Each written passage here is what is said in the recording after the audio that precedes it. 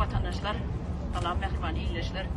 Bugün görüşümüz yali Oktyabryň 14-i bildiriş berişimiz yali käbir vatandaşlar gelipdirler, beýleki döwletleriň hem vatandaşlar gelipdir, bizi gollamaga. Olara da ulan fawrsyny aýdýar. Bugün ine Birleşen Milletleriň öňünde ýygnanşdyk. Hem öz global problemalaryny aýtmak isleýär.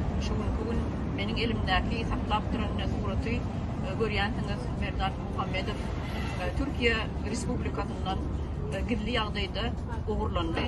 Onam hemmäňiz bilýäňiz. Bugün ine biz Birleşen Milletleriň öňünde ýürüýte şu problemalary aýtmaga geldik. Oy geçen köçeden geçýänlerim bilsin.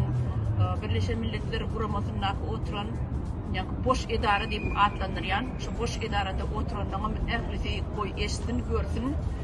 Türkmenistan bilen Türkiýanyň arasyndaky korrupsiýon döwletleriň edýän pysykyjylyklary barada şuny gurrun bermäge geldik. Ine görüşüňiz ýaly plakatlara bu ünsürersiniz. Türkiýe bilen Türkmenistan gaz, newit alşberişe edýärler. Adamlaryň jany bilen. Görüp otursak, gaz bilen newit adamyň ykbalyndan, adamyň durmuşyndan, adamyň janyndan has bir wajyp, has bir gymmatly bir zat bolup dur. Biz ine şu gün şu zatlary ählisini aýtmaga geldik. Merdan Muhamedowa 2024-nji ýylyň 10-njy iýun aýyna tutulýar. Hilegarlyk bilen köçe çykarylyp ondan soň saklanýar. O ýerdenem bilişiňiz ýaly polis çagyrýarlar. Ramazan bayramy sebäpli bir näçe gün geri gönderme merkezi diýilýär Türkiýede. Şonda saklandy. 5-6 günläp şol ýerdenem jaň etmäni başardy. Bir hilegarlyk bilen eýlelik bellik bilen jaň edip bildi. Emma Türkiýanyň şu ganly işlerde gaty eliniň bardygy Merdan Muhamedowa sebäpli orta çykdy. Inni bugünden eýlägem Reşit Meredowyň ady giňden ýaýrajakdyr dünýä möçberine. Onuň hyzmatyny edip ýören hökümet diýip özüni atlandyran, ýani yalan hökümetiň yalan hökümet ýöretýänliňem, ýani Merdan Muhamedowlaryň taýpasynyň atlary, neberesiniň atlary, başga ýene-de kimleriň eli bar bolsa, olaryň atlary şol 26-njy iýun giýjesinde ogurlap Merdan Muhamedowy ogurlap äkiden Gonç Awezowyň ady giňden ýaýrajakdyr. Bularyň suratlary bilen bile çykjakdyr. Beýleki ogurlanlaram, gyýlaram ýitirmedilenler ýagdaýyny bilemdok. Sebäbi gydynnak adamlara informasiýa goýmana olarda mümkinçilik bolmansoň olar gösgöni ýitirmediler. Emma Merdan Muhamedow soraga çekilýär. Soraga çekilende şonuň kimler bilen hatlaşanlygy, kimler bilen ara baglanşygy bolanlygy, kimler bilen telefon arkaly birleşenligi, şol birleşen adamlaryny soraga çagyrdylar. Şol soraga çagyrılan adamlarym bize gurrun berdi. Näçinji statiýalar? 183-nji statiýa, 185-nji statiýa, 191-nji statiýa, 3 tane statiýa bilen şol oglany gurumjurm etmek istediler. Emma bize gelen maglumatlara göre ähli ýönkölýän günälaryň hemmeti yalan. Yankı 3 tane adınağdan statiyalarım olsa, Cinayet Kodeksinin statiyaları. Bunların hemmesi toplama, hiç kim hükümette ağdırılışıp etmek istemedi. Bul oğlanın dine aydan, ekranı aydan dağıtları, sivilizowany devlet kurmalı dedi. Onları ağdırmalı, ya birini öldürmeli, ya birini sürgün etmeli, ya canını katletmeli, ya yararlı topulmalı diyen gurumları hiç wagt ağdamanlı. Terrorizmi hiç wagt goldamanlı. Dine aydan sözleri hükümete karşı buların eden pıtlıpıcılıkları, buların korrupsiyonu edýän işleri hemmesini tanap verdi bir-birden. Merdan Muhamedow'umuz 17 yaşında yetkinjek oglanmak için mektep oturup Türkiýe'ye gelenden soň 12 ýyllap Türkiýede ýaşady, legalny ýaşady, 2 tane üniversitet bitirdi, 5-6 dille gürläp bilýän oglanyny ähli Kur'anam sahypa ayet süreme süre tercüme edip verdi ekranına.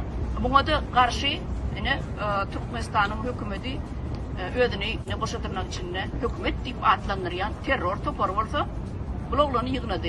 Demek bu kan devlet bolup bir şunyalı yaşayacak oğlandan korkan olsa demek hükümet yok. Şunu gizli yollar bilen uğurlap ekiden olsa demek hükümet değerli mafya bolya. Bu oğlanın elinde pasportu yoktu, dokumentleri, istadı yoktu tutulan onu. Hem dokumentlerim beyinde. Ondan ne edip bunu legal yollar bilen çıkardınız Türkmenistan'a. Onu dine ödlerinin kara yollar bilen çıkarıp bilirler. Hususi samolyotlar bilen ekediler normali. Yine hazırlıkça men tüydüm iştayda tamamlayın. Yani ayıcak zatlarım katıken yönü bu oğlanı böyle gurumcurum ettik deyip elini bir yuvarın işem yapılar hiç kimse fikrini çıkarmaz deyip fikir etmem. Word of support to this group. I've joined today for the peaceful demonstration, and we stand for the democracy and stop violating human rights of civil activists from Turkmenistan, across the borders, Kazakhstan, other countries to Russia, Ukraine, everywhere, where there's a strong dictatorship. So we want to urge UN to stop, to help stop this transnational repression that is exerted from the dictators of those countries.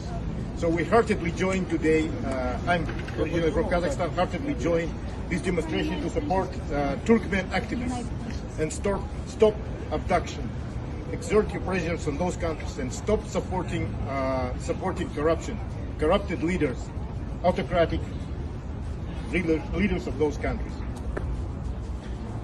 Hi, I'm Çemen Öre. I'm an activist, I'm an advocate, Turkmen, Turkic, Kazakh, and all of our countries' association. We're here to stand against the terrorism. Which terrorism? It's the regime terrorism, the dictator's terrorism. United Nations has lost its ability to protect the human rights. It is now protecting all of the regime's rights, all of the terrorist rights, all of the dictators' rights. United Nations, where are you? Where are your principles? You do not stand for human rights. You do not stand for peace. You do not protect any of our rights, United Nations. Please wake up. Please start protecting human rights. Turkmen activists have been abducted from Russia, Turkey, Belarus, all of these different dictatorships, and they've been killed in Turkmen prisons. United Nations, you've been quiet. You've been idle, you haven't said anything. United Nations, you do not stand for human rights. Dismantle. United Nations, stop appeasing dictators and terrorists. United Nations, stop appeasing dictators and terrorists. United Nations, stop appeasing dictators and terrorists. Turkmenistan, stop kidnapping people. Turkey and Turkmenistan, stop kidnapping people. Turkey and Turkmenistan, stop kidnapping people. Turkey and Turkmenistan, stop kidnapping people.